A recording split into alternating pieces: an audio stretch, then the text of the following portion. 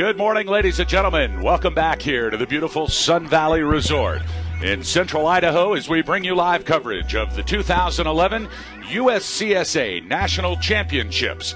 This morning, we will bring you live coverage of the first and second run of the men's giant slalom in Alpine. Hi, everybody. Boss Hog alongside Chris Aliano from the USCSA radio broadcast booth here at the base of the Warm Springs Resort and this incredible Greyhawk Trail that has been created, 1,300 vertical feet and 40 gates. Face our men here in the first round of this national championship giant slalom race. My friend and yours sitting next to me here in the broadcast booth, it is Chris Aliano. Good morning, Chris. Thanks, boss. Great to be back, and what a tremendous day of ski racing we had ahead of ourselves. Yesterday, we saw Plymouth State's Martina Ryberg take the national championship in the giant slalom women's event, and Plymouth also led in the ladies' team summary. They were able to best Rocky Mountain College and Sierra Nevada College, so a great team race, and of course, great individual efforts. Martina Ryberg besting Danielle Shannon of Colby Sarge. Just a great race yesterday, and we'll have some more exciting events here today, and this course looks to be just as intense as it was yesterday. A fantastic day of ski racing here from Sun Valley, Idaho yesterday as the ladies had two incredible runs on what proved to be an amazing track here on the Greyhawk Trail in the Warm Springs base area of Sun Valley. As I said, 1,300 vertical feet to travel, which is an enormous course. Typically, we'll see in the USCSA championship races somewhere between 800 and 900 vertical feet, but an enormous pro set track here, and it certainly took its toll on some of the racers yesterday. Chris, I had an opportunity to speak to some of the Lady Alpine racers that had an opportunity to travel down this Greyhawk run yesterday, and they said it was one of the most difficult GSs they had ever experienced, and I think that the men are probably up against some of the same today. I would not disagree with that at all, boss. About 800 meters of vertical drop yesterday, and again, they're starting at the same start check, the same location as the ladies started, and Mark Sullivan told us yesterday this is the first time this course was ever raced upon, and he had very good expectations for it. And again, about 50 degrees is the steepest incline on this course. Doesn't get much flatter than 35 degrees. And again, if you take a look at the course today, it looks a lot more similar to the second run yesterday, except with one difference in the middle. At the top, you're going to get shot out of that start gate. You have about 10 to 12 gates in the steepest part of the course. That first pitch, you're going to generate a lot of speed. Then you get into the technical turning portion of the middle course, and then you get shot over to the skiers' right, our left side of the course, about halfway down in the last third of the course before the flats. Things getting a little turny there, and then you get to the flats and your legs are just about ready to implode as we have our first racer heading down, boss. Indeed, we're going to be seeing Boston College's Stephen Fiorella. He is our first racer on course, as we've already seen the first 3 forerunners here in the first run of 2, live from Sun Valley, Idaho. All part of our USCSA broadcast coverage of the USCSA National Championships. Today's coverage brought to you by Patagonia and by Reliable Racing, Hurricane Racing, and Twitchell Sportswear. Now Stephen Fiorella from Boston College. He is on the course. In the start shack, Jean-Philippe Fenu from Clarkson University. He'll come down next. 3 major sections here on this Greyhawk Trail in Run 1 of the National Championship for the men's giant slalom. Certainly the first 10 or 12 gates, Chris, extremely steep from the top. Then it levels out a little bit, but makes a wild left-hand sweeping turn for these skiers. Then they get into the technical part of the course, and then the final 10 gates where the legs are burning. They become nuclear. They have to make their way through what has to be an incredibly difficult set, especially when you're feeling the heat. Now coming across the finish line, our first racer, Stephen Fiorella. Fiorella now is safely into the corral. He has completed his first race. Also on course, Jean-Philippe Fenu from Clarkson University, and we'll see Brendan Roselle from CMC. Is that Colorado Mountain College, Chris? Yes. That it is, boss. We have a few new schools that we did not see yesterday. We'll get used to those as well. Jean-Philippe Fenu now on course into the lower third. Now out of the start shack comes Brendan Roselle from Colorado Mountain College. And coming up next, we'll see Keith Viella from Babson College. A huge field here in the men's division. 106 entered that will come in for the first run. Remember, we take the times from the first run, we add them to the times of the second run, and it is that combined time that will determine our 2011 USCSA National Men's Giant Slalom Champion. Across the finish line from Clarkson is Jean-Philippe Phaneuf. He is currently in the lead with a time of 1:14.40. Stephen Fiorelli in second from Boston College, but now Colorado Mountain College's Brendan Roselle. Across the stripe comes Nope, check that. It looks like Roselle might have skied out here on the first run. That's a tough break too, Chris, because in order to compete in the second run, you have to have a clean finish regardless of your time in the first run. Absolutely, boss. Must have been further up because I wasn't sure. I didn't see him coming down, but looks like we have Keith Vela of Babson coming down now. And again, remember yesterday, boss, we had upwards of 20, maybe 30 girls DNF after the first run. We had a field of just over 100 down to, well, I guess it would be more like 15 to 20. It went down to 87, so a good chunk of DNFs yesterday. And boy, can you blame them? And a lot of them happened in the first run. In the last part of the course, the last 7 or 8 gates or so, it seemed like a lot of ruts were developing. Got to check on the weather conditions today just to see how this course will hold up. Mostly cloudy skies here in Sun Valley, Idaho today, but perfect racing temperatures. About 31, 32 degrees outside on the hill, probably another 5 degrees cooler at the top of this Greyhawk run. As Keith Viella from Babson College makes his way out of the center section of the course into the lower third. He's skiing well. Now on course from the University of British Columbia, it's Mike Bisnair. He'll be followed by Castleton College's Robert Burke, who awaits his first run in the start check. Meanwhile, Keith Viella from Babson College makes his way across the finish stripe in a time of 1:14.47. That's good enough for second place. So it's Jean-Philippe Phaneuf, Keith Viella, and Stephen Fiorelli, your first 3 racers down safely here in the first run of the 2011 USCSA Men's Giant Slalom National Championship. We'd like to welcome all of our listeners at www.uscsa.com all over the World Wide Web. We're glad you're joining us here. If you can't be with us live, it is the next best thing, courtesy of the USCSA Radio Broadcast Network. Now Mike Bisnair from the University of British Columbia. He's into the final 3 gates, 2, 1, and across the stripe comes Bisnair from UBC. And it's good enough for first place and a rocket-fast time for Mike Bisnair, 1:11.44. That's good enough for first place. He sits atop here on the first run. Lots of racers to come, though, 106. Chris, I can't remember the last time we've seen this many racers in a national championship. It certainly is a testament to how far the USCSA has come over the last 2 or 3 years. Really is, and yesterday we, of course, made the remarks about yesterday's women's field being the largest we saw at a national championship event. And now today, that field topped even more. So tremendous efforts by this USCSA evolving these past few years. The field just growing bigger and bigger, and now a great venue here at Sun Valley for the first time. Robert Burke from Castleton College with 4 gates to go. He's skiing well, letting the legs flow left to right, and across the stripe comes Robert Burke from Castleton College with a time of 1:18.22. From Northern Michigan University, the Midwest, well represented here at the USCSA National Championships, Dan Minzy on course now. Minzy makes his way through the center section, and Ryan Leake from Syracuse University has just dropped in from the top of the race course. Chris, you can see up here from the start shack, it is an immediate injection into speed as a 50-degree drop right out of the shack throws you into the first 8 or 9 gates. Talk about the speed that you get going right off the bat. I mean, there is no time to get used to this Greyhawk Trail, is there? You get thrown out of the course immediately. It looks like Dan Menzie ran into some trouble here at the bottom, right into the flats. He'll be a DNF, boss. He just got late on one gate, missed those blue gates up there right at the start of the flats.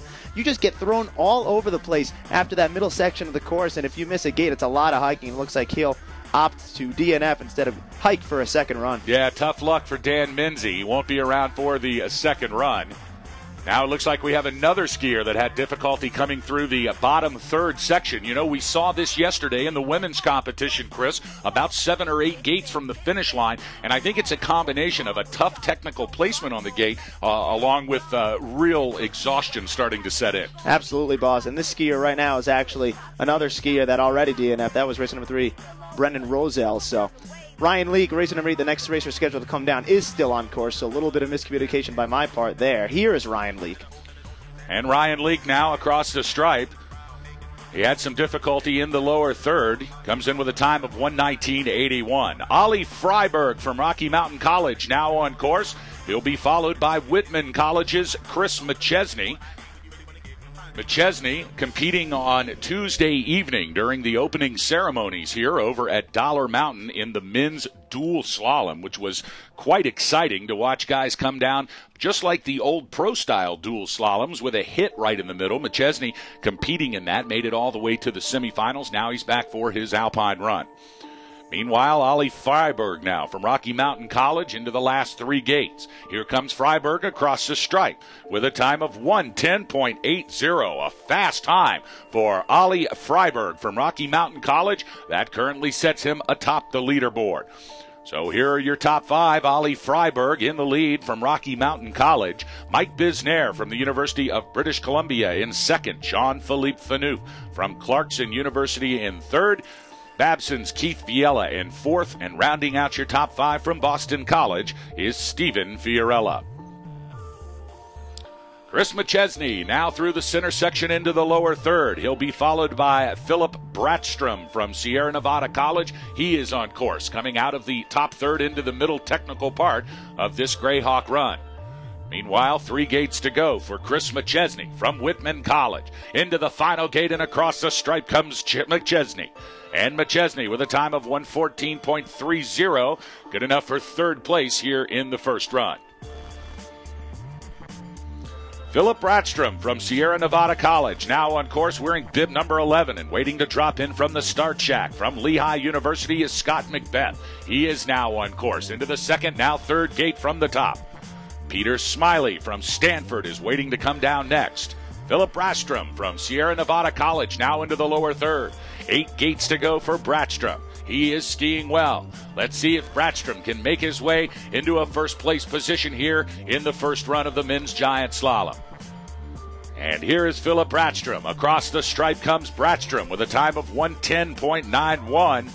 Just a tenth slower than the first place Ollie Freiberg. That'll put Bratstrom into second place. Scott Macbeth from Lehigh University. Now he is into the center section. And Chris, it seems like this center section, much like the women's race yesterday, is a very technical section as it weaves back and forth two separate times just through about a 20-gate set here in the middle of the hill. Absolutely, boss. And especially after you generate all that speed from the top part, the real key is not scrubbing all that speed, but at the same time maintaining good enough speed to make it through those intermediate splits and, well, not pass a gate, not blow out early. As you see someone getting laid up there, I believe that was Scott Macbeth. Again, got to keep a nice tight line, got to stay aggressive, but again, you have to be able to maintain all that speed, especially when you hit the flats. Peter Smiley now from Stanford University. He is on course. He'll be followed by Dylan Hoos from the University of Virginia. Close to 100 colleges represented here at the 2011 USCSA National Championships as Scott Macbeth from Lehigh University crosses the stripe in 1:28.33.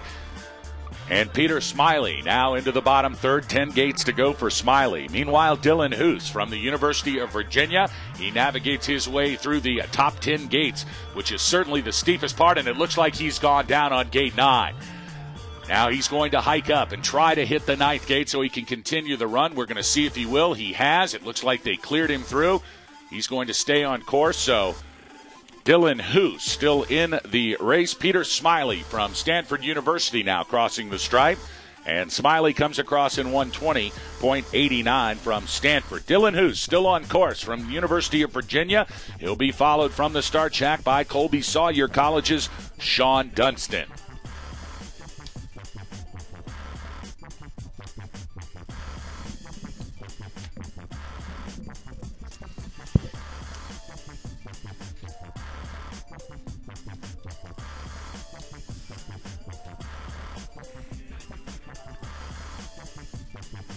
Hope you're enjoying our coverage this morning here from the Warm Springs Resort area, part of this beautiful Sun Valley Resort.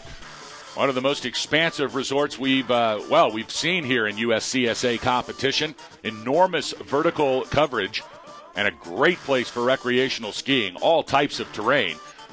This race course, a fantastic one, set here yesterday by the crew in the Sun Valley Resort, in addition in association with the USCSA technical team.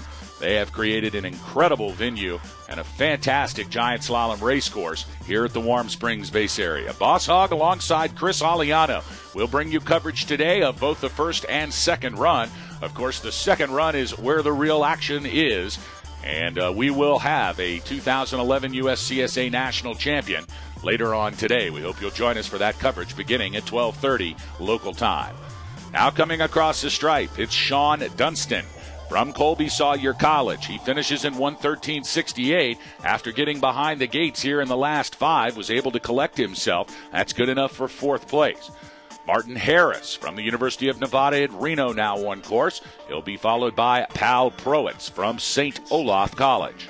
Sean Dunston, great balance, great lower body strength here at the bottom when the legs started to give out, able to plant that ski back down. It was that right ski, I believe, that was airborne for a second and able to finish 4th out of it. So he's right behind there on the podium for now. Great run by him today. And, of course, Danielle Shannon, teammate of Colby Sawyer, finished 2nd yesterday as we see our skier blow through a gate here. This is Martin Harris, boss. Took that panel out right there in the flats. Last 5 gates to go.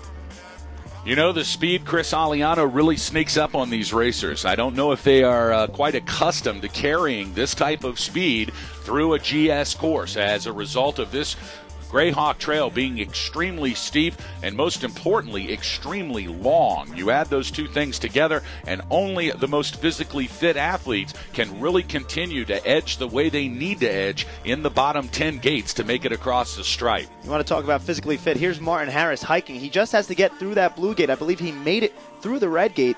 Unless he blew that panel, he caught a tip on the inside. I'm not sure. He'll have to wait for the racer now, otherwise he'll be disqualified. But he's just desperately trying for a second run. I'm not sure that, we're going to see how that works. Meanwhile, coming across the finish line from St. Olaf, it is Martin Harris. Nope, that was Paul Protz. That was first. Paul Protz, that's correct.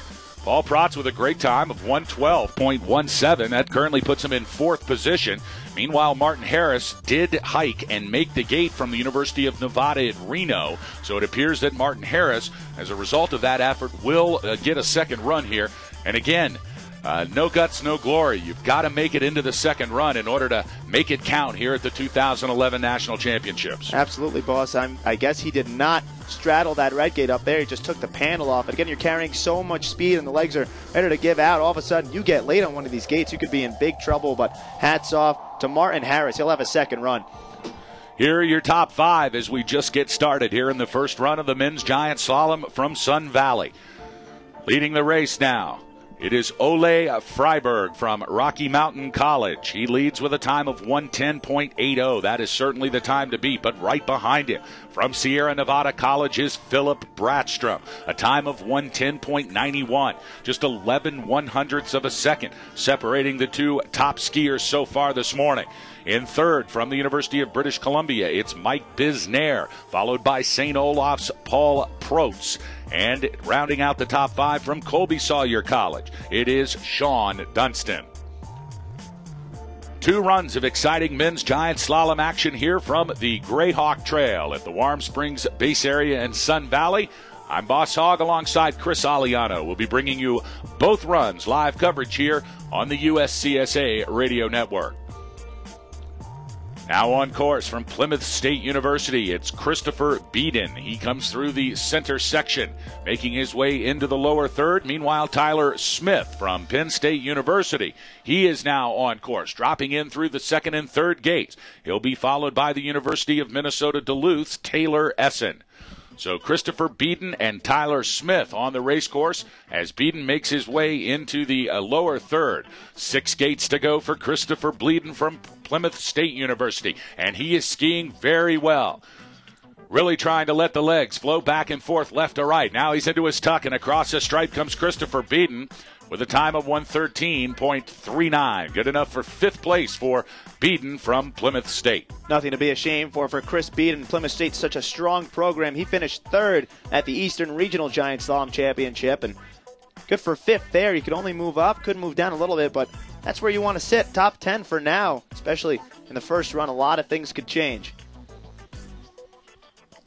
So it's Ale Freiberg, Philip Bratstrom, and Mike Bisnair currently in your top 3 slots here for the first run of the men's GS. Now coming into the lower third from Penn State University, it's Tyler Smith. And dropping in from the top from the University of Minnesota Duluth, Taylor Essen. We'll see Robert Visconti coming up next from the Start Shack. Rob Visconti, the first ever skier for Northeastern University to qualify for nationals. So congratulations to Visconti, representing Northeastern out of Boston here at the National Championships. Taylor Essen from the University of Minnesota Duluth. He had a tough time making the transition from the top third into the center section. Looks like he is back into the groove here. You know, that's one of the tough parts about this GS course, Chris, is once you've scrubbed the speed, once you've lost the momentum that you really started carrying from the first gate of this race, it takes a few gates to get it back. Exactly. You want all that speed, but again, the faster you're going, the harder it is to maintain that tight line and to maintain control. But you need it, especially coming into this lower portion of the course. Now here comes across the stripe. It's Taylor Essen from the University of Minnesota Duluth with a time of 124.39.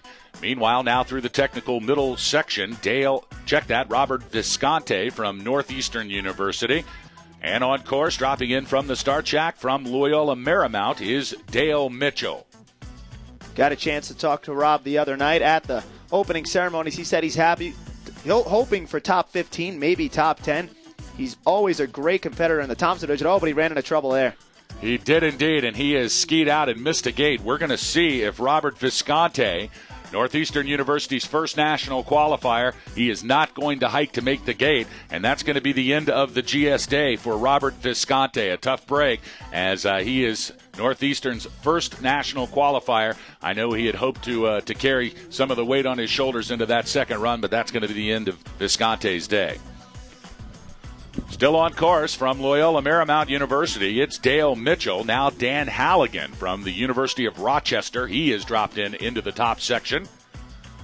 You know, Chris, it's amazing to see how the pitch on this run, extremely steep at the top, then moving into a flatter, if you can call 38 degrees flat, middle section. And then once the legs are completely nuclear, they throw you down the last 6 gates in another 45-degree pitch. So very steep at the top, then again very steep at the bottom. An amazing setup. It's brutal, boss. It's brutal. It's the only way you can describe it. Across the stripe now, it's Dale Mitchell from Loyola Marymount University. He finishes in a time of 124.72. Meanwhile, Rochester's Dan Halligan on course.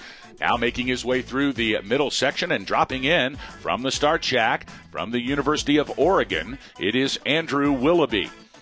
Peter Jackson from James Madison University awaits his first run, while Dan Halligan from Rochester into the final 10 gates in the lower third as it gets steep once again. Andrew Willoughby from the University of Oregon now coming out of the top section into the middle. But 3 gates to go for Halligan.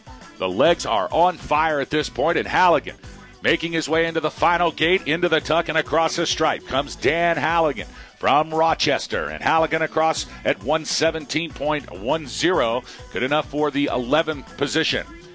So your top 10 look like this. In 10th space, Stephen Fiorella from Boston College. 9th belongs to Keith Viella from Babson. Clarkson's Jean-Philippe Fanu in 8th. 7th place to Whitman College's Chris McChesney. And 6th place, Sean Dunstan from Colby Sawyer College. Rounding out your top 5 in 5th, it's Christopher Beeden from Plymouth State. Paul Protz from St. Olaf in 4th. 3rd is Mike Bisnair from the University of British Columbia. Philip Bratstrom from Sierra Nevada College in 2nd.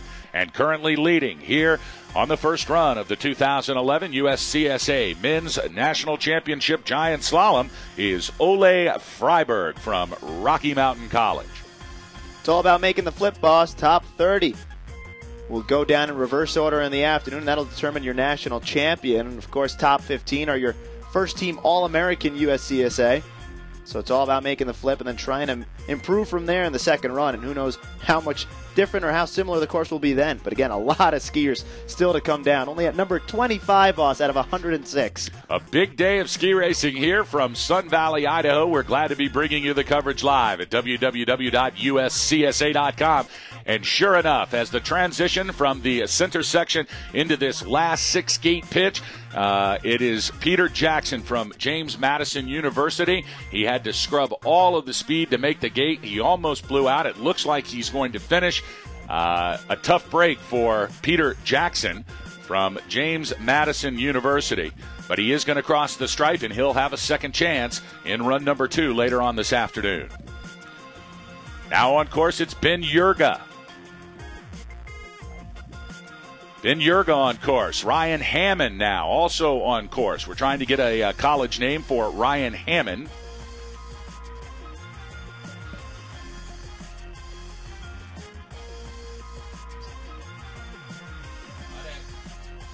And now we see Ben Yurga from Michigan Tech University. He's crossing the stripe in a time of 119.12. It's good enough for 13th position.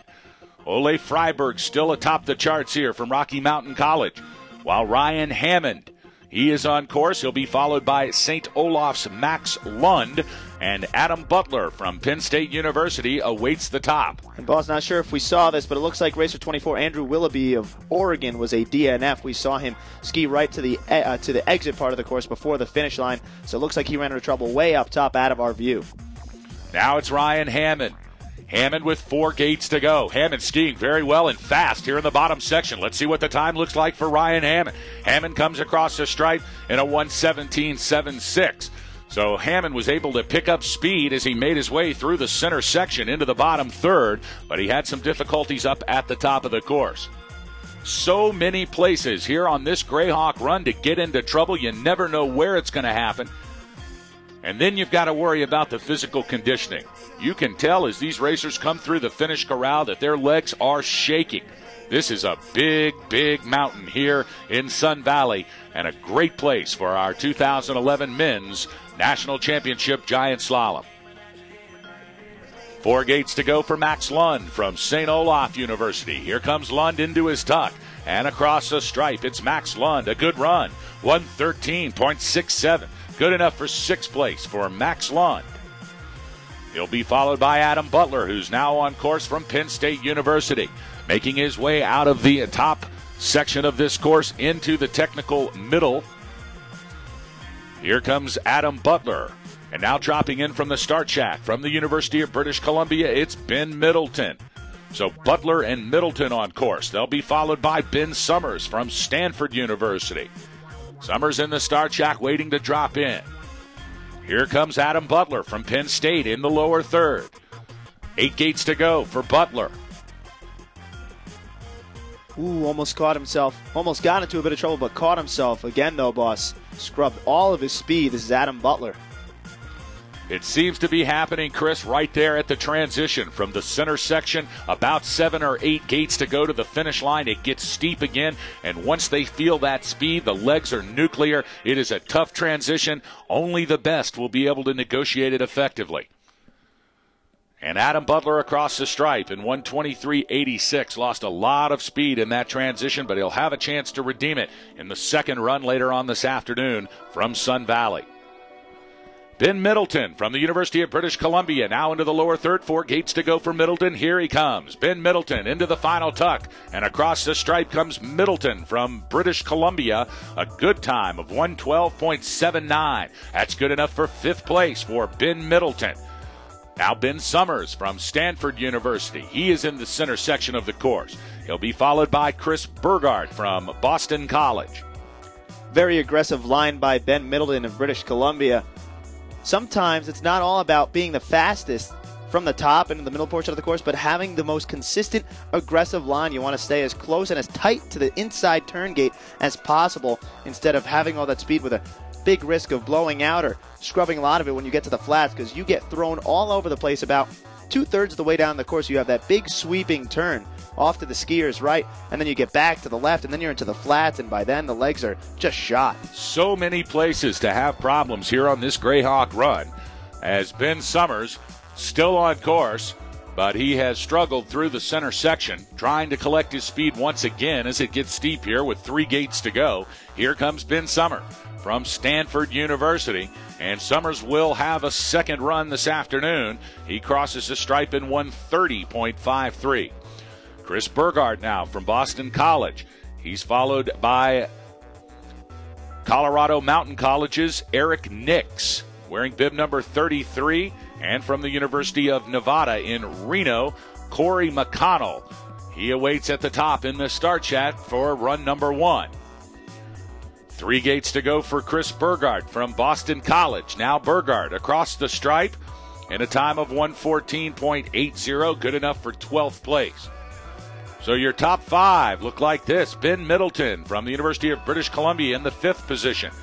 Pal Protz from St. Olaf in 4th. 3rd belongs to Mike Bisnair from the University of British Columbia. In 2nd place, Philip Brastrom from Sierra Nevada. And leading this first run here from the Warm Springs area of Sun Valley, it's Ole Freiberg from Rocky Mountain College.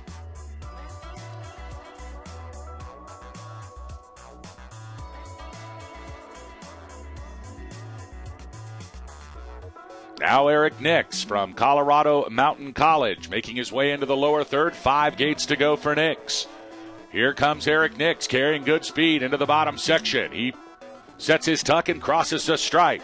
Eric Nix with a time of 1:22.55.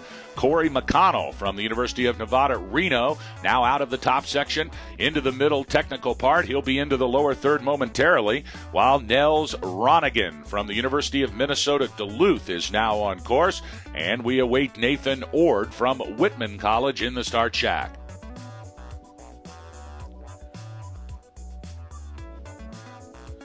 Not only do they have to deal with 3 substantially different pitch changes here on this run, Chris Aliano, but it looks like that the distance between the gates, the spread of the gates, and often you'll find on a GS course where it's a tight spread or it's a loose spread, but it looks like they've combined both a tight spread and a loose spread at different parts of this Greyhawk run. Very, very tight in the first third of the course, that middle portion of the course, and then very loose here at the bottom where things really start to, well, the legs get nuclear, of course, and then it's the flatter portion of the course where you're trying to gain all that speed back. If you scrub any of it, it's about everything you can ask of a GS course here at the highest stage at these USCSA National Championships. Every skill aspect of a skier is being tested here. Corey McConnell came across the stripe from the University of Nevada at Reno in 1:15.03. Now it's Nels Ronigan on a wild ride. He has saved himself 3 or 4 different times in this run. And Ronigan across the line in a 1:19.56, which has to be the wild ride of the day. So congratulations to Ronigan. He saved it 3 or 4 different times up there, and that'll earn him a second run this afternoon in competition for a national championship. He was in a very precarious position up there entering the flats. Again, it seems like if you maintain all that speed, you're in good shape in the middle of the course, but at the bottom you really have to adjust before you hit the flats. Otherwise, you're going to be real gate on that first gate coming into the section. Now across the stripe comes Nathan Ord from Whitman College. Ord across in 1:15.85, good enough for 15th. Remember, the top 30, that's where you have to be. They take the top 30 times from the first run. They reverse the order. 30th will start first, 29th will start second, and so on until we get down to the top racers, which will race in the 25th through 30th position, and we will crown a national champion here in Sun Valley, all part of the 2011 USCSA Men's Giant Slalom. Whitman College's Nathan Ord, the last to finish, and now into the final 3 gates comes Anton Larson from Rocky Mountain College. Larson now across the stripe in a blistering 1:11.36. A great time for Anton Larson. That's good enough for 3rd position. So smoke coming off of Anton Larson's skis as he has a clean run here. He will be well positioned in the second run for perhaps a possibility to win his first national championship. Marcus Plyer now from Sierra Nevada College on course. Just dropping in from Northern Michigan University is John Seaborg and Ryan Lawless from Colby Sawyer College in the start shack. Carrying good speed here into the bottom section is Marcus Plyer from Sierra Nevada. Into the tuck and the final gate across the stripe comes Marcus Plyer from Sierra Nevada. A great time for him as well, 111.81. That's good enough for 5th place for Marcus Plyer as they really start to bunch up in the top 5 position. 111.81 for Plyer. 4th place, Bisnair at 111.44. 3rd place, Anton Larson at 111.36. So just 0.5 of a second separating 5th through 3rd place. But it's still Ole Freiberg from Rocky Mountain College leading after the first run with a time of 110.80. Something tells me that the team title could be between Sierra Nevada and Rocky Mountain, boss. Of course, you take the top 3 individuals from each team, you add those times together, you take that total time and you compare it to other teams, and that's how you get your team Giant Slalom champion. And something tells me Rocky Mountain and Sierra Nevada could be dueling it out. Northern Michigan University's John Seaborg now across the stripe at 120.74. You know, Chris, it must be quite intimidating for many of these Midwest skiers who ski on, a lot less vertical than we're looking here today at the Greyhawk Trail, and then all of a sudden get to a world-class track like this. Quite intimidating as you look out of the start shack and cannot see over the lip as you dive into the first 8 gates, which may be the steepest section of the course. It's a wake-up call, that's for sure, boss. They don't mess around here at the USCSA. It's a tremendous course, and it looks like a lot of fun to go down, but again, you have to be the most skilled of the skilled to have a chance to compete here for a national title. Here comes Ryan Lawless from Colby Sawyer College. Across the stripe is Lawless in a time of 123.76. On course from Syracuse University, it's Ian Schumann. Now just dropping in from the top, the University of Virginia's Michael Gender, and we'll see Castleton College's Steven Zotter. He'll come down next. Meanwhile, Ian Schumann from Syracuse University making his way out of the center section. He'll be into the transition into the lower third momentarily. Let's see how he does. He's skiing well. Smooth back and forth, left to right. Keeping the body straight and pointed downhill. Letting the legs swing and do all the work. Here comes Ian Schumann from Syracuse University into the tuck, and across the finish line is Schumann in a time of 117.10. Great form for Ian Schumann. Michael Gender now from the University of Virginia, the Cavalier, making his way through the center section, and dropping in from the top is Castleton's Steven Zotter. We'll see Parker Speer from Plymouth State University next, while Michael Gender from the University of Virginia, struggling in the center section here, had to scrub a lot of speed to make one of the gates at the end of the center section. He was able to successfully navigate this gate, but now he'll have to get his speed back under it. You really can tell, Chris, too, as they get to the bottom section here, that the legs are on fire.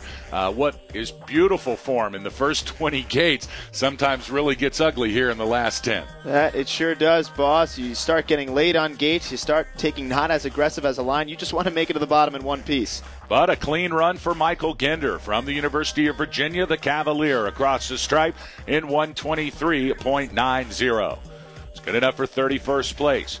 Steven Zotter from Castleton College now makes his way into the center section of the course. Although check that, it looks like Zotter may have skied out of the course. In fact, he has. So a tough break for Castleton's Steven Zotter. He will be a DNF, and that'll be the end of his day here in the men's giant slalom. Boss Hogg alongside Chris Aliano, bringing you live broadcast coverage here from the USCSA radio broadcast booth here at the bottom of the Greyhawk Trail in beautiful Warm Springs inside the Sun Valley Resort. We're glad you're joining us here at www.uscsa.com, all part of our week-long coverage of the 2011 USCSA National Championships. Now Parker Spears from Plymouth State University. He's got a good second intermediate split, a 45.18, good enough for 7th place. We'll see if he can keep the speed coming as Spears crosses the finish line. And a great time from Parker Spear from Plymouth State, 112.70. That's good enough for 7th position for Parker Spear. While Cedric Proto-Dubois from Clarkson University, he is now on course wearing bib 45 and dropping in from the top. It's Lehigh University's Chris Lafley We'll also see Babson's Max Winthrop coming up next, but it's Cedric Proto Dubois on course, making his way out of the middle section into the lower third. 10 gates to go for Dubois. Here comes Dubois holding good speed, letting the legs left to right, keeping the body straight and pointing downhill, trying to edge, trying to hold the speed. Gets a little late with 4 gates to go. Recovers. Here comes Dubois from Clarkson University. Into the tuck and across the stripe. It's Dubois with a time of 1:18.35. Good enough for top 30 for Dubois. That puts him in the 23rd position. Let's go over quickly your top 5. Marcus Plyer from Sierra Nevada College in 5th. It's Mike Bisnair from the University of British Columbia in 4th. 3rd spot belongs to Anton Larson from Rocky Mountain College. In the 2nd spot, Philip Bratstrom from Sierra Nevada College. And currently leading your 2011 men's giant slalom after the first run from Rocky Mountain College, it's Ole Freiberg.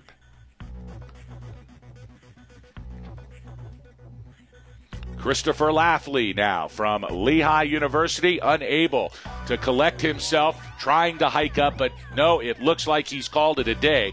Right in the middle section here as he just got to the top of the lower third, Chris, it looked like he was unable to negotiate that gate, and he is going to walk his way to the side of this course. That's going to be the end of his day as well. Tough luck for Lafley. Unfortunate indeed, boss, but still not even halfway through this field of 106, believe it or not. That was our 46th racer of the day. So many more still to come down. Well, and on a day like today, Chris, it could be anyone's race. This racetrack can change dramatically. It can become faster, and you could see someone out of the last 30 or 40 races have an incredible run, throw it down, and give some competition to our current leader, Ole Freiberg. Very true, boss. And you never know how the second course is going to look. You never know how the conditions may change. Right now, this mostly cloudy day. Another thing about the flat light, you don't have the right goggles, boy, it can make things even tougher because the ruts will develop as these racers continue to carve the course up into the last half of the field or so. Max Winthrop now on course, coming into the lower third from Babson College. Winthrop 25th after the second intermediate split. We'll see if he can hold his speed, although it looks like he had to scrub there at the transition. A tough transition coming out of this central part of the run where it is very technical, and then all of a sudden it dumps right back in. He's late on that gate as well. He had to scrub a ton of speed, but he was able to make the gate. As important as staying fast is making the second run, and it looks like Winthrop will do exactly that. From Babson College, Max Winthrop with a time of 1:19.99. It's good enough for 28th place. We can only wonder, had he not had to scrub the speed there at the transition, what kind of time Winthrop would have had. So I was about to say, boss, right on the cusp of the flip right now, but boy, he doesn't scrub that red gate right there. He could have been at least saved at least a second and a half, maybe 2, and that could have really propelled him up the leaderboard. Mike Nolt now on course from Colorado Mountain College. He's followed by Colby Sawyer's Andrew Smith. And with 6 gates to go, here comes Mike Nolt from Colorado Mountain College. And it looks like he is standing up here. Definite exhaustion setting in here in the last 3 or 4 gates for Mike Nolt from Colorado Mountain. But he crosses the stripe in 1:21.16. Colby Sawyer's Andrew Smith now making his way into the lower third and skiing well, while University of Virginia's Lawrence George leaves the start shack. He is now through the top 8 gates, and we'll watch Andrew Smith from Colby Sawyer College. Here he comes into the lower third transition. It's that red gate, far skiers left, then sweeping across the mountain into the center, and then one more gate away is far right. So a huge sweeping turn as they make that final transition towards the finish line as Andrew Smith from Colby Sawyer College, and a good time for Smith, 1:16.65. That's good enough for 19th position, and he can hope that he will remain in the top 30 to make the flip this afternoon in the second run of the men's giant slalom.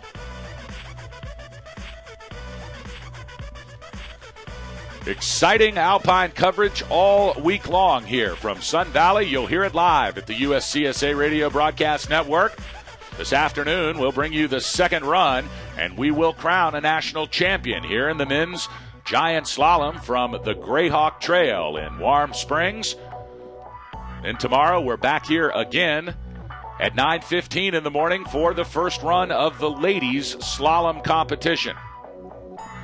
Now it's Lawrence George from the University of Virginia, the Cavalier, crossing the stripe at 1:27.47. While Tim Back from Whitman College, wearing bib number 51, he is past the center section into the lower third now. He'll be followed by the University of British Columbia's Mike Cadman. Colin Andrews from Penn State University, now in the start shack, waiting to drop in for run number 1 of his 2011 National Championship GS run. Here comes Tim Back. 3 gates to go for Back. Whitman College's Tim Back into the tuck. And across the finish line comes Back with a time of 1:19.67. That puts Back in 28th position. So good enough for the flip, but still a lot of racers to come down this Grayhawk Trail.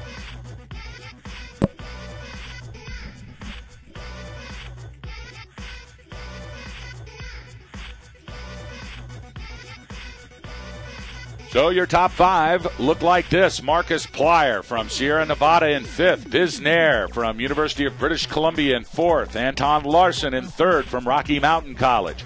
Philip Bratstrom from Sierra Nevada in 2nd. And still leading run number 1, it is Ole Freiberg from Rocky Mountain College, as Mike Cadman from the University of British Columbia crosses a stripe in a good time of 1:17.48. That's good enough for 22nd position for Mike Cadman. Colin Andrews from Penn State University on course. And waiting to drop in from Northern Michigan University, it's James Holderman. Evan Skoros now on course from Stanford University. So into the lower third comes Penn State's Colin Andrews. Into the top section is Evan Skoros from Stanford, and James Holderman from Northern Michigan awaits his first run in the start shack.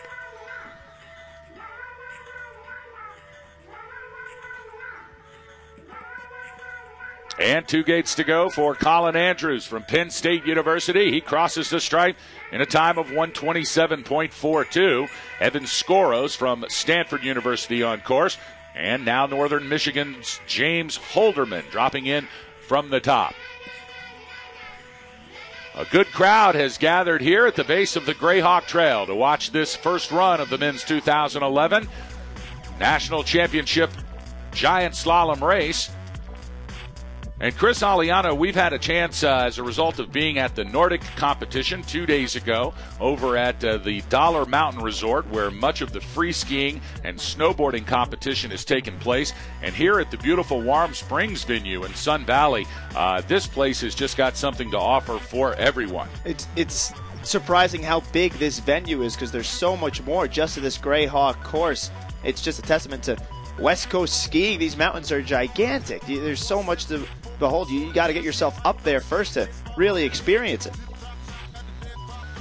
Coming across the stripe now is Evan Skoros from Stanford University, a time of 1:23.95 for the Northern California skier.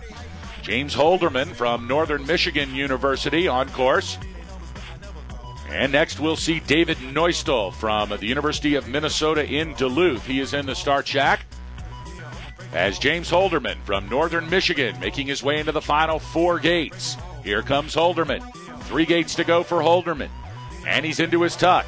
And across the stripe comes James Holderman from Northern Michigan University with a time of 1:25.57.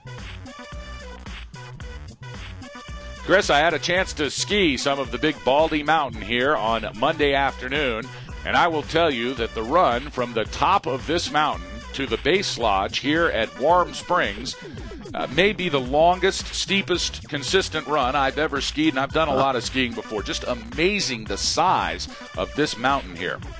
Something like that, similar, would be a Vail in Colorado. I know that was some of the longest single runs I've ever skied in my life, but I certainly will take your word for it here. I wish, again, folks out there, if you'd like to contribute to the Chris Aliano Rent Me Some Skis So I Could Ski an Afternoon Foundation, you could reach me at Knightsbound. I'll stop there. I will take your word for it, boss, though. Well, we might have to do something about that. We can't just let you sit here and call ski racing and not have an opportunity to enjoy what is truly a magnificent venue here in central Idaho. James Holderman now has finished. David Neustell from the University of Minnesota in Duluth. It appears that Neustell now crossing the halfway mark. He had some difficulty up at the top. It looks like he actually had to stop and hike for a gate, but he did so. So David Neustell from the University of Minnesota Duluth back on course into the last 8 gates, and if he can stay clean, he's going to make it to a second run here today. 4 gates to go for Neustell. Chris, it's amazing to see how easy it is to get late on these gates. And once you get late, especially here in the last 8 or 9 gates where the pitch steepens up just a little bit again, it is really tough to recover once you're behind. It almost turns into a snowplow portion of the course. That's how late these racers can get if they don't maintain that speed and they don't take as aggressive as a line from the top, from the middle of the portion into the flats. You come up late, you're going to scrub all that speed, boss, and all the good work that you put in at the top of the course to put together such a tremendous run, all the work from the intermediate split could be tossed right out the window just from one mistake at the start of the flats. David Neustell, he crosses in 1:43.25. Meanwhile, Bjorn Twas from Rocky Mountain College has a blistering run. He makes it down and across a stripe in 1:14.18. That's good enough for 12th position for Rocky Mountain's Bjorn Twas. Now it's Peter Ostrowski from Plymouth State University. Ostrowski on course. He's 20th after the second intermediate split. He'll need to get some more speed as he gets to the bottom to get into the top 10. Meanwhile, Christian Perryman from Clarkson, he's on course. And Reed Dreschel from Castleton, he is ready to come down from the top. But now it is Peter Ostrowski from Plymouth State, and Ostrowski tucks and across the line in 1:14.68 for Peter Ostrowski. That's good enough for 16th place. Christian Perryman from Clarkson University now on course, making his way into the lower third part of the Greyhawk run.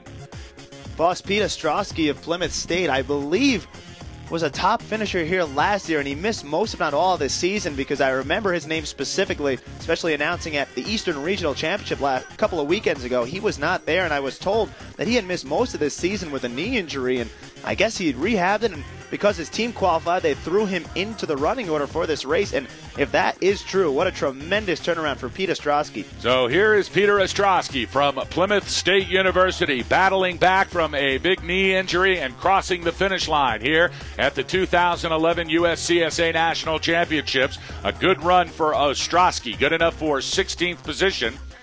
1:14.68. Christian Perryman from Clarkson now across the line with a time of 1:18.90. Reed Dreschel from Castleton College, he is on course. And dropping in from the top from Lehigh University, it's Sam Deschamps from Lehigh. University of Nevada at Reno's Brendan Gomez awaits his first run from the start shack. He's next, while Reed Dreschel from Castleton College, 2 gates to go. And here comes Reed Dreschel from Castleton across the stripe in 1:17.41. Sam Deschamps now from Lehigh University on course. He makes his way into the center section, and dropping in from the top, it's Brendan Gomez from the University of Nevada at Reno. We'll see Jake Seidel from Syracuse University coming up next. Still your top 5 remain unchanged. Marcus Plyer from Sierra Nevada in 5th. University of British Columbia's Mike Bisnair in 4th. While Rocky Mountain College's Anton Lewis in the 3rd slot. Second place belongs to Philip Bratstrom from Sierra Nevada College. And still leading the first run here of the 2011 Men's National Championship Giant Slalom from Rocky Mountain College, it's Ole Freiberg. Now with 5 gates to go, Sam Deschamps from Lehigh University makes his way into the final 3. Now into the tuck and across the stripe comes Sam Deschamps from Lehigh with a time of 1:35.22. Brendan Gomez from the University of Nevada in Reno into the lower third now. 8 gates to go for Gomez. While we await Mark Grundy and Jake Seidel But now it is Gomez, Brendan Gomez from Nevada. Into the final gate and across the finish line is Brendan Gomez with a time of, well, we'll get that in just a second. Meanwhile, Jake Seidel from Syracuse University, he was unable to manage one of the gates in the middle part of the course, had to ski out, could not hike, and that's going to be the end of his day and the end of his giant slalom. Next up, Mark Grundy from Babson College, wearing bib number 64, as we're just about halfway through the men's here. An amazingly large field, really a testament to the progress of the USCSA. 106 entered here for the men's competition. 112 entered yesterday in the women's competition. So you're talking about 210 or 220 alpine skiers here for this national championship, and that is an enormous field. Boss Hogg and Chris Aliano bringing you the live coverage here from the Warm Springs base area. Hope you're enjoying our broadcast at www.uscsa.com. We have a beautiful vantage point of this fantastic Greyhawk Trail here in the Warm Springs base area from the USCSA Broadcast Center. We're glad you're with us today. Now coming down, it is Mark Grundy from Babson College, wearing bib 64. And now dropping in from the top, it's Sierra Nevada College's Chad Headland. And we'll see Michael Nosek from Boston College. He'll drop in next. And it looks like Mark Grundy from Babson College having a tough time into that transition to the lower third.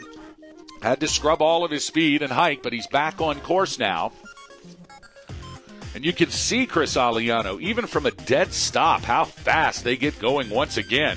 Once they start skiing into the course, especially into the final 5 or 6 gates. Crossing the stripe now, Mark Grundy from Babson College with a time of 122.42. You can only imagine what that time would have been had he not had to scrub the speed there into the transition.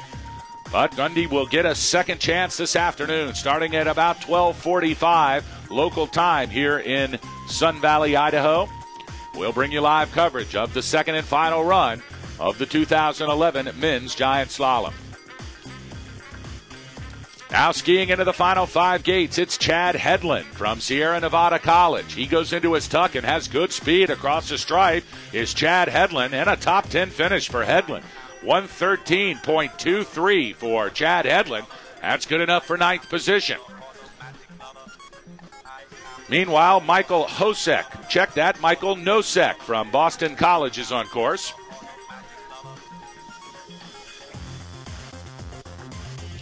And Nick Stang from St. Olaf is now on course as well. We'll see Brad West from Whitman College next, but now it's Michael Nosek, and Nosek has a tough time inside the middle section. He skis out. That'll be the end of the day for Michael Nosek. Again, Chris Aliano, a difficult transition between the center section and the lower third has cost several skiers already their giant slalom day. It's all about maintaining that tight line, boss, and of course the legs really just starting to give out at the end of the race. Team standings really beginning to crystallize now. We're just waiting on that last result of that Sierra Nevada skier. But again, Rocky Mountain College, Plymouth State, Sierra Nevada all battling in the top 3 right now. So wearing bib number 67, it is Nick Stang from St. Olaf. We'll see Brad West from Whitman College coming up next. But now it's Nick Stang. Oh, and he almost bites it there. He is able to recover. He's extremely late with 5 gates to go, but he's now back in. Great recovery from Nick Stang. And across the line from St. Olaf is Nick Stang with a time of 114.97. That's good enough for 19th position. And a great recovery in the transition from Nick Stang. That'll send him to the second round this afternoon. Now Brad West from Whitman College on course.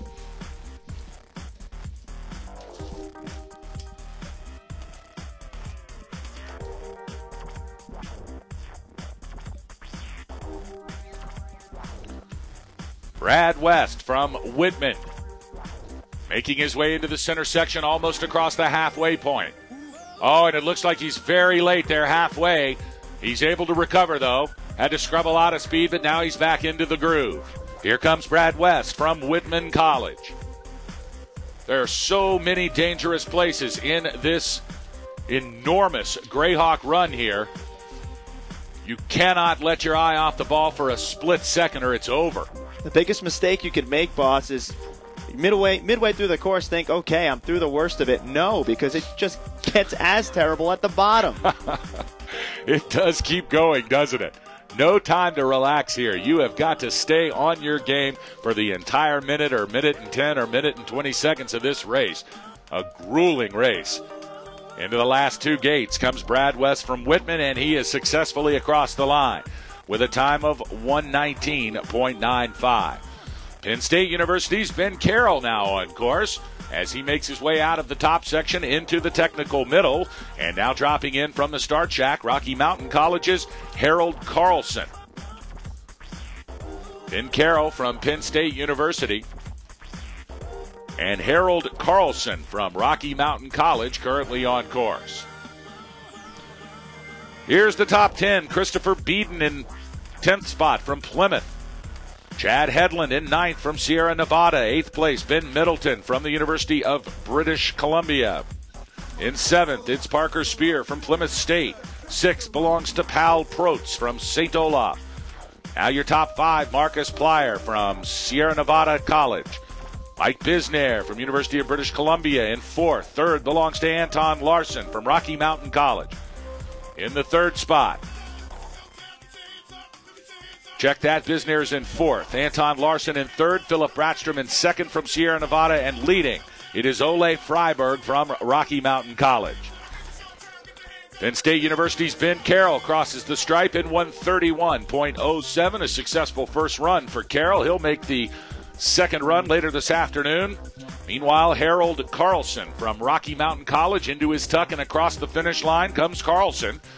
And a good time for Carlson in the top 30, 1:17.25. He currently sits in 27th position. He'll have to wonder if that'll stand up and he can make the flip for this afternoon's second run of this 2011 Men's National Championship Giant Slalom Race. Alex Binus from the University of British Columbia now on course, wearing jersey 71. He's followed by Boston College's Stacy Bolger.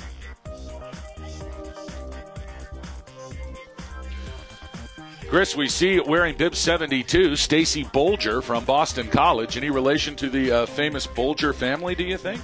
Do you have a bio on Stacy Bolger? I mean, if you were related to the Bolger family, you would immediately put that in your bio. I know. Does it say Whitey is my uncle? It does not, unfortunately. We're going to have to talk to Stacy Bolger and find out more. I do know that he is an economics and English major.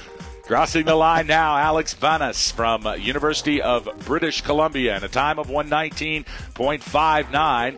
Meanwhile, Boston College's Stacy Bolger now on course. And dropping in from the top, it's Babsom's Zach Breakstone. We'll also see Kerry Paneski from the University of Minnesota in Duluth. Corey Panuski. He is waiting to come out of the start jack, while Stacy Bolger from Boston College skis into the last 8 gates. Zach Breakstone coming down after Stacy Bolger. He's a sophomore over at Babson. He says his hobbies are witchcraft and alchemy. Well. And across the stripe is Stacy Bolger from Boston College with a time of 1:26.75. Well, Zach, a native of Sparta, New Jersey, he'll be the next to cross the stripe. And, well, not a lot happening out there in Sparta. My hometown's about a half hour from Sparta, the boonies of northwestern New Jersey. Not much going on up there.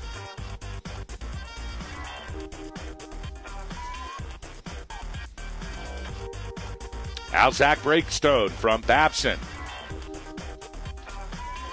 And he has missed a gate in the transition. A very popular spot to have difficulty here for the men this morning as they make the transition from a flatter part of the course and a very technical part of the center section into the last 8 gates, which gets steeps again, almost drops off of a ledge there. But he's back on course. And here comes Zach Breakstone across the stripe from Babson College. The time of 1:39.49, but he'll have a chance to redeem himself in run number 2 this afternoon. So Ole Freiberg, still your current leader from Rocky Mountain College. He's followed by Philip Ratstrom from Sierra Nevada in the second slot, and Anton Larson, also from Rocky Mountain, in the third position. Chris, 2 of the top 3 here in the first run from Rocky Mountain College. Something's going right over there, isn't it? And, of course, Sierra Nevada, second place as well, along with occupying the 5th spot. Let's see if I can get some updated results. I can, and right now Sierra Nevada leading by, almost 0.4 seconds ahead of Rocky Mountain in the combined team scores, and goodness, that's going to be a tight battle. Meanwhile, Plymouth State way back, 4.82 seconds behind Sierra Nevada in third place. But it's going to be, as I predicted earlier, Sierra Nevada and Rocky Mountain battling out for the team title. You know, ski racing, Chris Aliano, typically understood as a very individual sport. But the beauty of the USCSA, as they have put together a team competition, which I think is probably more hotly contested than the individual competition. Not only can you win an individual national championship here at this year's national championships, but you can win a team national championship, and you can see the pride and you can see the passion when one of these schools are awarded that collegiate team national championship. Talk about the team concept in a sport that is typically understood as an individual sport. Sure, boss. And, of course, it goes way back to the regular season where teams battle out throughout the 4, 5, 6 race regular season to qualify for regionals. You need your team to be amongst the top 3, top 4, top 5 teams in your division. So every racer counts. Doesn't matter if you're the top, let's say the top skier in the league and everyone else isn't as good. You know, you won't qualify as a team for regionals. You really want consistency up and down your lineup. Then, of course, regionals, top 3 teams, top 5 teams, I believe, depends on the region, will qualify from there. So you really need everyone's consistent efforts to make it this far, because let's be honest, it's better to be out here enjoying this week of competition in Sun Valley as a team. And, you know, being by yourself is one thing, and qualifying is certainly a matter of pride, but to have your teammates and coaches here with you certainly is something that's even better than being out here as an individual. I guess that was Jeff Stamp that almost ran into trouble up there, boss, as we're back to live racing. Jeff Stamp from St. Olaf College was able to negotiate it. You can see the speed pickup as they come into the 8th gate here. Just amazing as St. Olaf's Jeff Stamp saved himself with about 12 gates to go. Had to scrub a lot of speed. Meanwhile, William Dong from Stanford University, he had to ski out in the top section of the course, was unable to negotiate one of the gates up there, so that'll be the end of the day for Wong. But Jeff Stamp from St. Olaf crossing the stripe in 1:22.36, and he will have a second chance later on this afternoon in this men's giant slalom. Travis Nevins now from Plymouth State University. As the course is clear, the course workers now moving in from the sides of the run, trying to get rid of some of the ruts, smooth out the course, make sure that it is, as fair for all of the competitors as possible. A cloudy day here in Sun Valley today has really cast some flat, light conditions. Very, very difficult for these skiers to see. And as you said earlier, Chris, if you have the wrong goggle combination and the wrong colored lens on those goggles, this could be a real difficult visual course to manage and negotiate. Absolutely, boss. You got to rely a lot on that dye that's drawn along the sides of the turn gates, the inside gates. That is really a huge factor for these skiers to pick up on when going down. But of course, that's not going to help you run into a rut that you can't see because of the flat light. It's just a lot of factors can develop here, especially late as we're in the later half of this men's first run. Now on course, it is Travis Nevins from Plymouth State University. And he is in the second intermediate split gate in 26th position. So if he can keep it going, perhaps Travis Nevins is going to make the flip here. He's skiing well, but here is the scary part. Right here on the transition, a far right sweeping turn, and he negotiates it successfully. Here is Travis Nevins from Plymouth State University. 3 gates to go. He's in his tuck. Nevins across the stripe in a time of 1:16.27. A good run for Plymouth State's Travis Nevins. That's good enough for 23rd position. We'll see if he can hold on to that top 30 flip. Robbie Souza now from the University of Nevada in Reno, wearing bib number 79. He is on course. He'll be followed by Colorado Mountain College's Jake Davis, who has now dropped in from the start shack. So on course, it's Robbie Souza and Jake Davis. We'll see Rico Erickson from Sierra Nevada College coming up next. Here into the final third in transition comes Nevada's Robbie Souza. Now Souza makes the gate. And 5 gates to go for Souza. Let's see what type of time Souza can post. Comes across the stripe in 1:16.55. That's good enough for 24th position for the University of Nevada at Reno's Robbie Souza. Jake Davis from Colorado Mountain College, now in the center technical part of this Grayhawk Trail. 1,300 vertical feet, 40 gates. We said this yesterday, Chris, and I want to say it again. Imagine getting to the top of the Empire State Building and then building a race course that takes 1 minute and 10 seconds to get down from the top of the Empire State Building. Too scary for me to envision, boss. I certainly am not adroit enough of a skier to able to negotiate a course like that, and specifically this course in front of us. Well, that is what we're looking at here in the Warm Springs base area. It's called the Grayhawk Trail, and it's all part of the Sun Valley Resort here in central Idaho. As Jake Davis from Colorado Mountain College crosses the stripe in 1:21.33. Sierra Nevada's Rico Erickson on course, and he's got a blistering run going. He is 14th at the second intermediate split. Can he hold on? Will we see Rico Erickson from the back of the pack sneak into the top 10? He still, he almost was able to recover. Got on the backs of his skis. His right ski flipped up with 9 gates to go. He couldn't get it back down on the snow. He tried, and he passed 2 gates. That's going to be the end of the day for Rico Erickson. A tough break, Chris Aliano. He was 14th after the second split gate. He could have had a top 10 run going there, and trying to hold on and keep the speed as he made the transition like so many others before him this morning.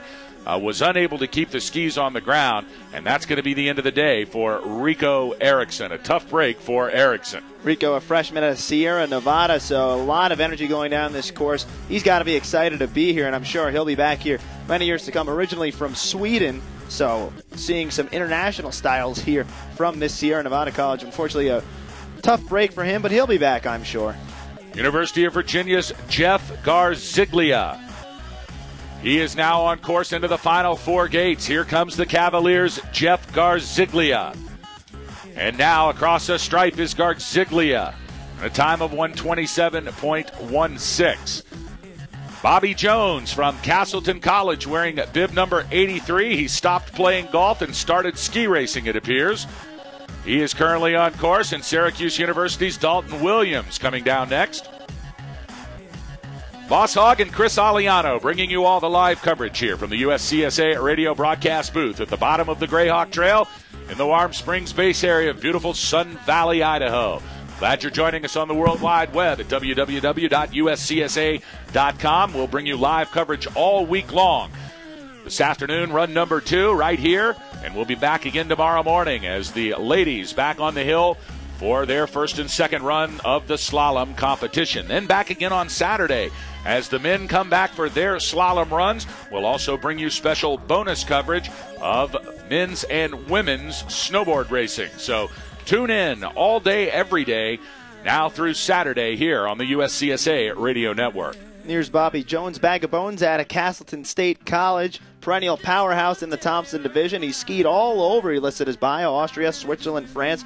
Ran into some trouble at the top, but it looks like he'll have a second run.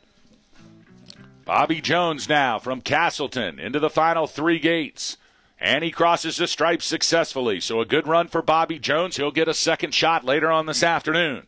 Meanwhile, Syracuse University's Dalton Williams. He is currently on course.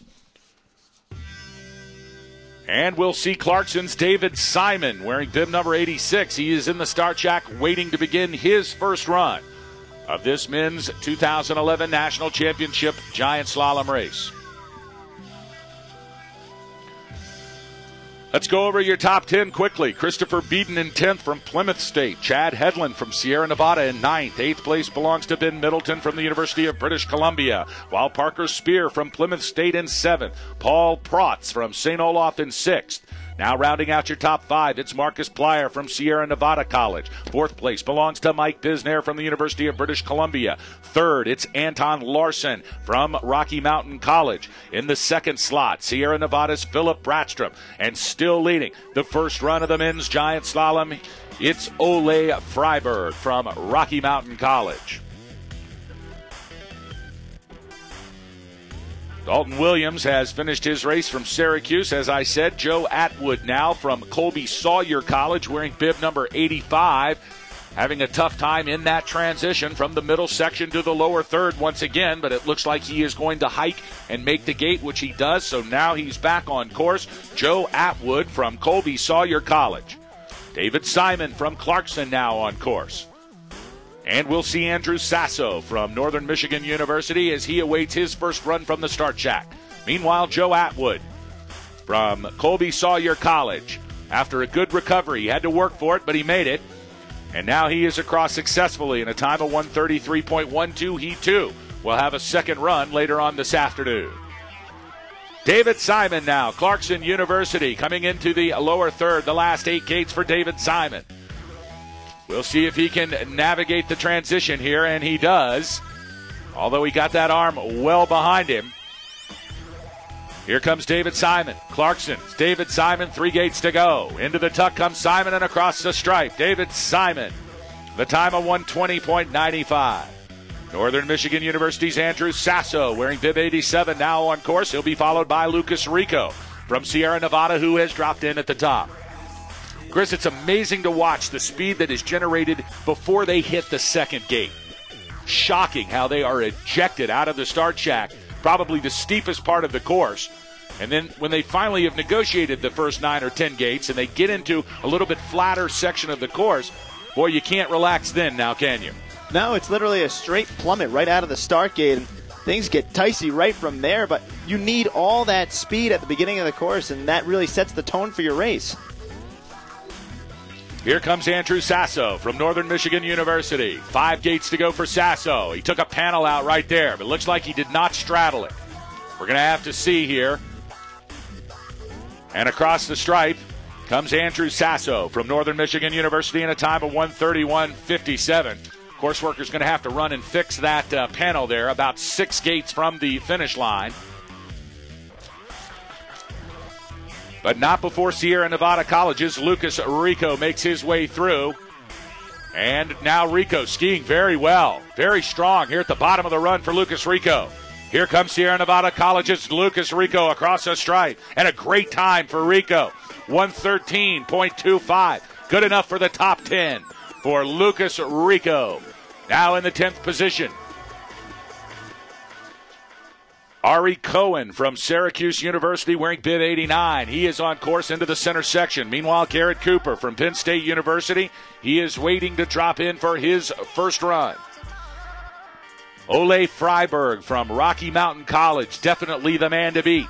A time of 1:10.80. He is in first. But right behind him is Philip Bratstrom from Sierra Nevada College with a 1:10.91.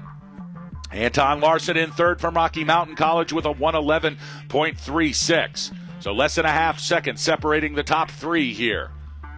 While Ari Cohen from Syracuse University making his way into the final 4 gates. Into the tuck is Ari Curran. And Cohen across the stripe now in a time of 1:29.70. Garrett Cooper from Penn State University. He sits atop this 1,300-foot Greyhawk Trail in the start shack waiting to begin his first run. Don't forget, we'll be back with you later on this afternoon for the second run of the Men's Giant Slalom National Championship here from the Warm Springs Base Area in beautiful Sun Valley, Idaho. Our coverage scheduled to begin at 12:30. It's a little fluid as a result of the course getting reset. But we hope you'll join us for that as we will crown the 2011 National Champion here this afternoon in Sun Valley. Remember the top 30 racers, the 30 fastest times from the first run. They will be reversed in order, and they will begin the second run. We hope you'll join us on the World Wide Web if you are not live here in Sun Valley, but we certainly invite you to come join us in person as this tremendous facility just begs for people to stand around. A good crowd here around the finished corral of the Grayhawk Trail. We're glad you're joining us on the World Wide Web. As Ole Freiberg from Rocky Mountain College, the man to beat after the first run, but he's got his work cut out for him, as Philip Bratstrom, Anton Larson, Mike Bisnair, and Marcus Plyer all wanting to take that national championship away from him and award it to themselves. Boston, this quick hold, our top 10 team standings real quick. In 10th place, Boston College. 9th, Colby Sawyer. 8th, Clarkson. 7th, Whitman College. 6th, Nevada. In 5th place, British Columbia. 4th, St. Olaf. And here's your podium as of now. The bronze is Plymouth State.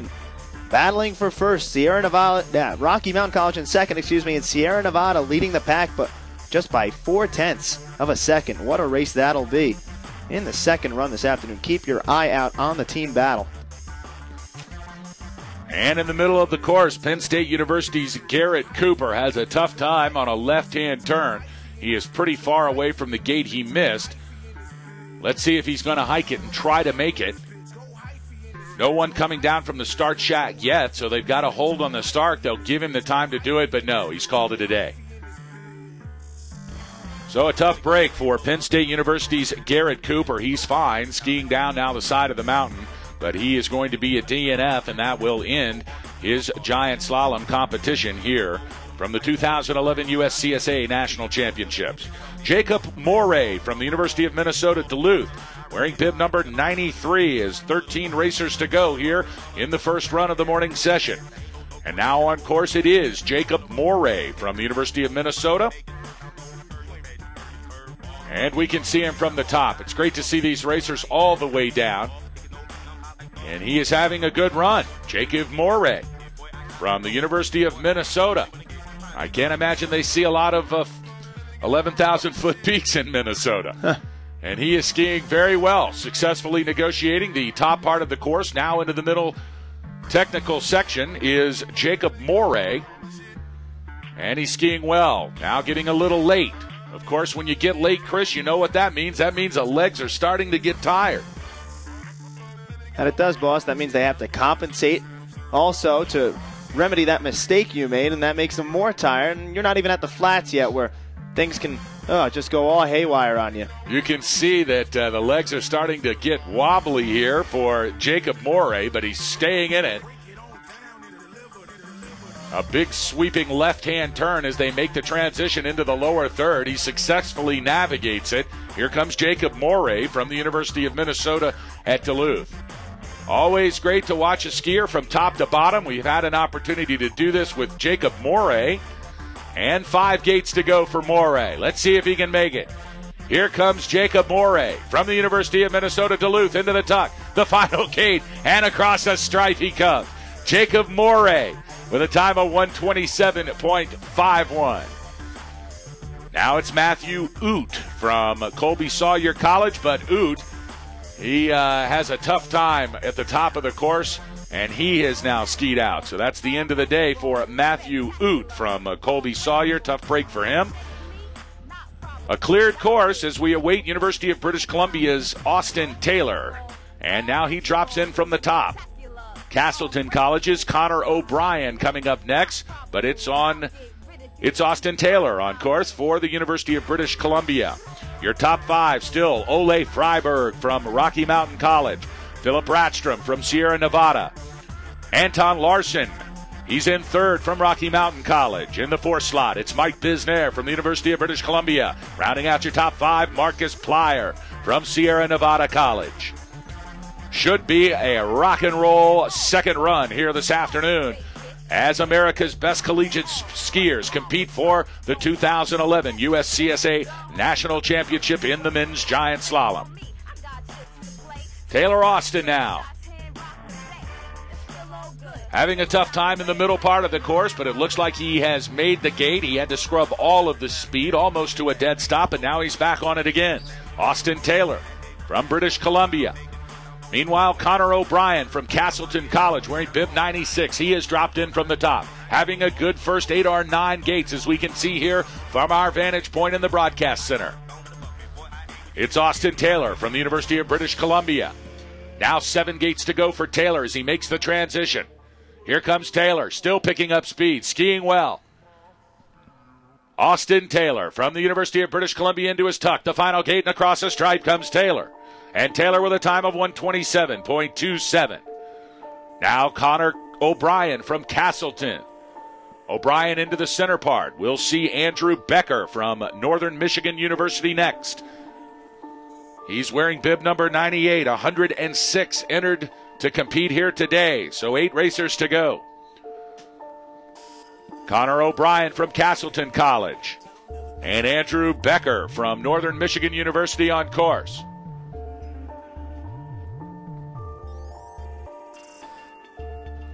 Chris, I think something we talked about yesterday that really rang true is that often you will see a 40-gate GS take place over 600 or 700 feet.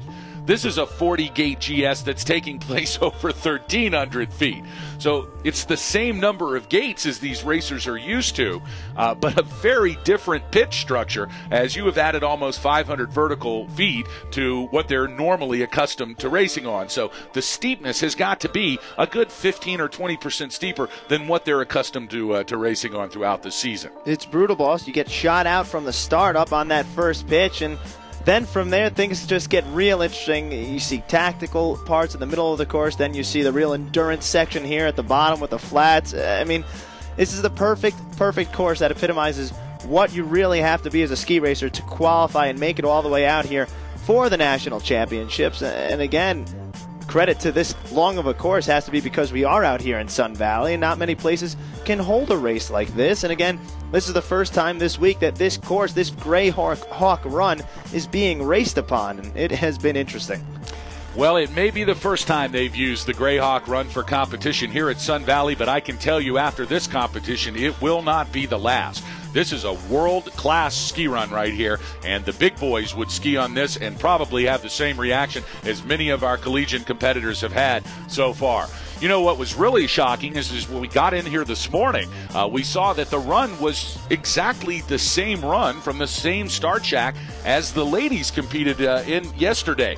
Usually you will find that there is a difference in those start shacks, but not here, not at the USCSA National Championship. So if you thought it was hard for the guys, hats off to the girls and Martina Ryberg, who threw down 2 impressive runs yesterday, all part of the women's giant slalom, winning her first national championship. A great day for Martina Ryberg yesterday here from the Greyhawk run at the Warm Springs base area. Now crossing the line, looks like Joseph Healy from Plymouth State University in a time of 1:24.92. So our last 3 competitors to cross: Castleton's Connor O'Brien, Northern Michigan's Andrew Becker, and Plymouth State's Joseph Healy.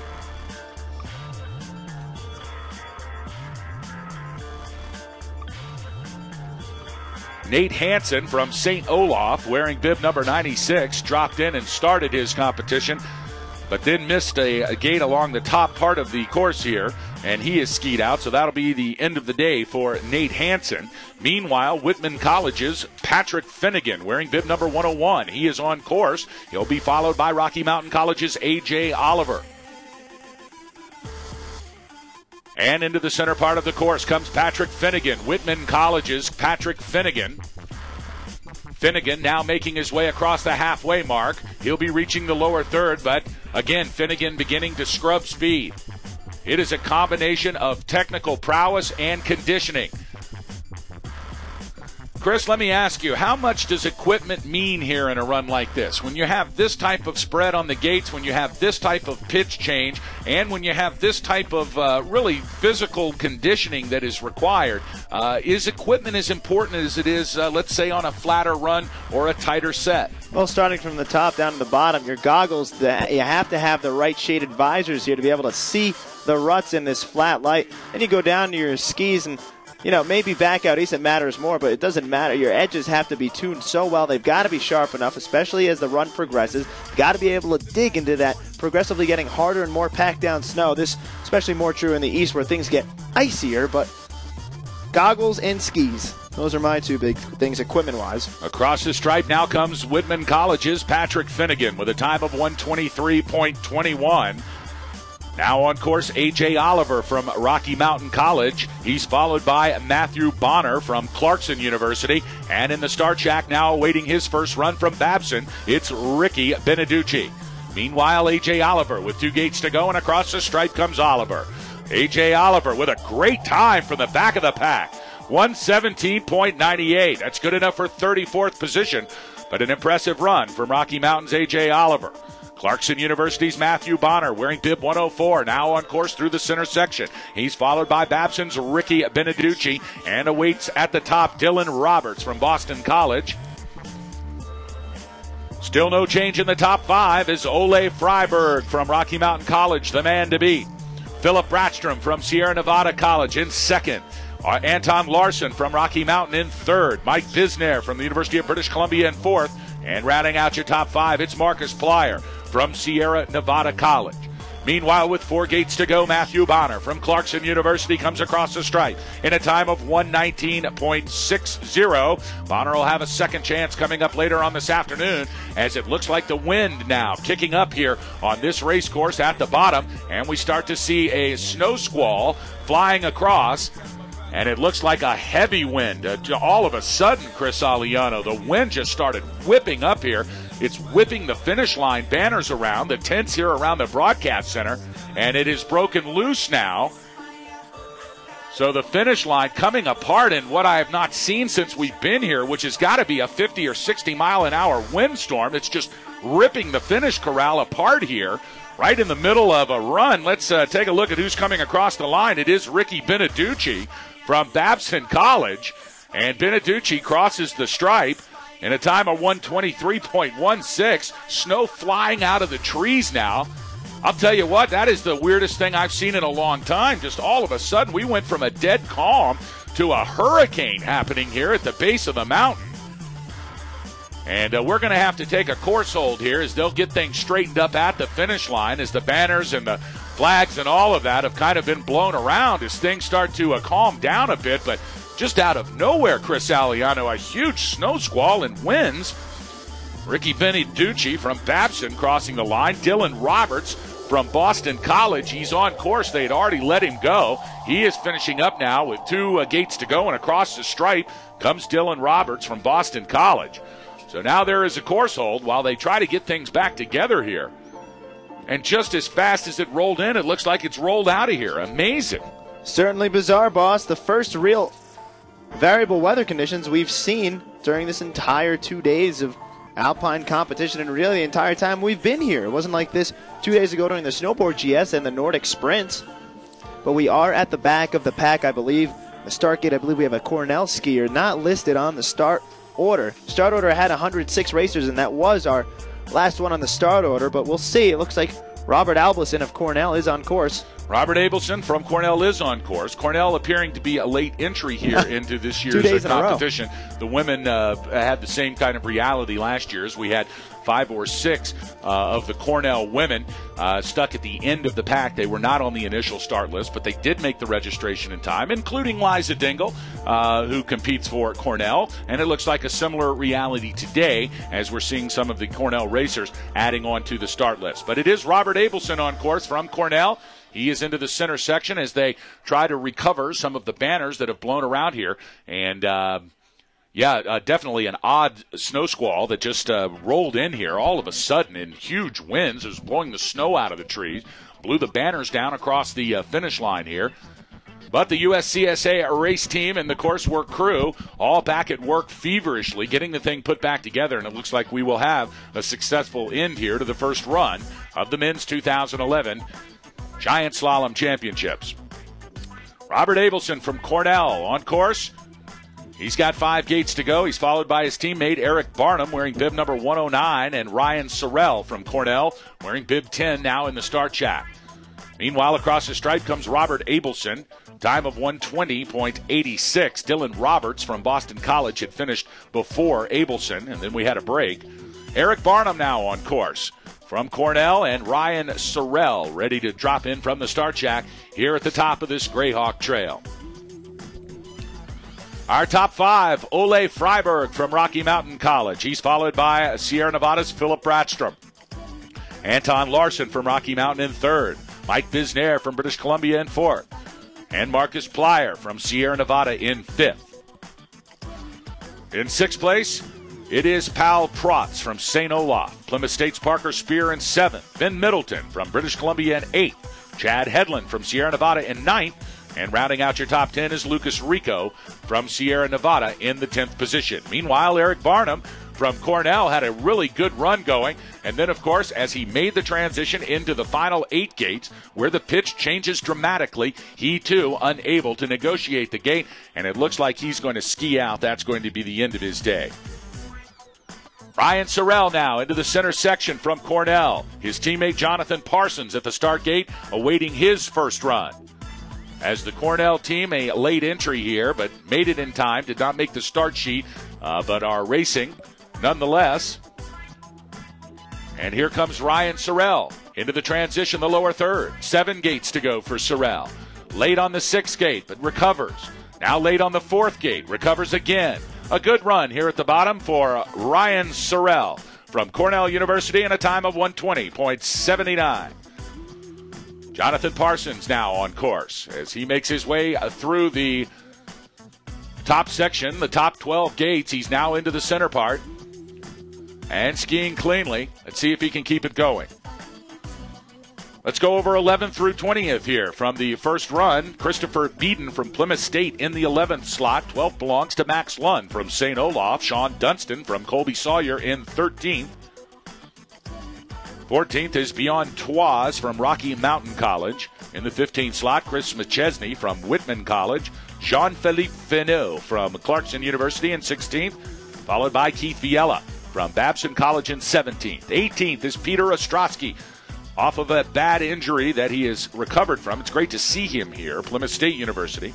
In 19th, it's Chris Burgard from Boston College. And rounding out your top 20 from St. Olaf is Nick Stang. Now it's Jonathan Parsons from Cornell. Into the final 4 gates comes Parsons. Parsons now into his tuck. He's going to have a clean run. And across the finish line comes Jonathan Parsons. A time of 122.65, good enough for 59th position. Not bad out of the 111th starting position, Chris Aliano. Not bad at all, boss. You can never underestimate those last racers to come out of the pack. And it looks like this will be our last racer in David Quincy. David Quincy now on course, the final racer of this first run of the 2011 USCSA Men's National Championship for the Giant Slalom. Boss Hogg and Chris Aliano bringing you the live coverage all day here from the Warm Springs base area and the Greyhawk Run, the home of all of the ladies and men's alpine competition here in this year's National Championship from Sun Valley, Idaho. Glad you're with us at www.uscsa.com. Please check our broadcast schedule for all of our upcoming coverage as David Quincy from Cornell University crosses the stripe, a time of 128.73, and that's going to do it for all of our competitors here for this first run of the men's giant slalom here in the Warm Springs base area. Chris, exciting action here. Ole Freiberg from Rocky Mountain College. Of course, we saw him here at the National Championships last year in Sunday River, Maine. He had a great performance. In fact, so was Philip Bratstrom. We saw Marcus Plyer last year. So a lot of these skiers are back again. Multiple national championships for these guys, and it seems like they only get better as time passes. Absolutely, boss. Not a surprise to see them back at all. In fact, the only noticeable face absent from last year's national championships would be the GS national champion for the ladies, Kristen Leggett, off the top of my head. Everyone else who really placed well last year is back, and of course that equates into fantastic individual titles, and of course the team battle is really heating up, and I think it's going to be Sierra Nevada College and Rocky Mountain College separated by 0.39 seconds, and when we come back for this second run, it'll really come down to those two, Sierra Nevada with the 2nd, 5th, and 9th place finishers in their top 3 times. Meanwhile, Rocky Mountain College, 1st, 3rd, and 14th place finisher. So it's going to get good. Don't forget to join us back here on the USCSA Radio Broadcast Network at 12:45 local time. That's 2:45 Eastern time for the second run of the men's giant slalom here from the Warm Springs base area. All part of our live coverage of alpine racing at the 2011 USCSA National Championships. Today's broadcast has been brought to you by Patagonia and by Reliable Racing, also by Hurricane Racing, and by Twitchell Sportswear. All 4 companies, proud supporters of the USCSA. That's going to do it for us from the USCSA broadcast booth here at the Grayhawk Trail in beautiful Sun Valley, Idaho. On behalf of Chris Aliano, this is Boss Hogg saying so long, everybody.